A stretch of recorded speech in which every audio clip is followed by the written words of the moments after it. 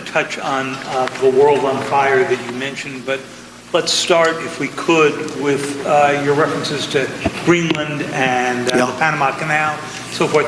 Can you assure the world that as you try to get control of these areas, you are not going to use military or economic coercion? No. And can you tell us a little bit about what your plan is?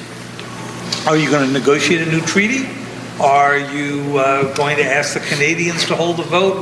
What is the strategy? Yeah, I can't assure you. You're talking about Panama and Greenland. No, I can't assure you on either of those two. But I can say this. We need them for economic security. The Panama Canal was built for our military. I'm not going to commit to that now. It might be that you'll have to do something. Look, the Panama Canal is vital to our country. It's being operated by China. China.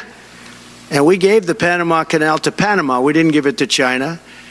And they've abused it. They've abused that gift. It should have never been made, by the way. Giving the Panama Canal is why Jimmy Carter lost the election, in my opinion, more so maybe than the hostages. The hostages were a big deal.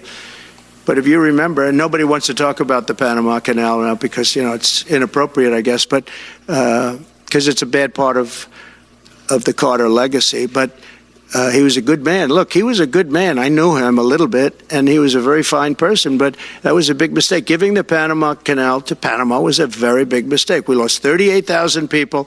It cost us the equivalent of $1 trillion, maybe more than that. Probably the most expensive, they say it was the most expensive structure, if we call it a structure, which I guess you can, ever built.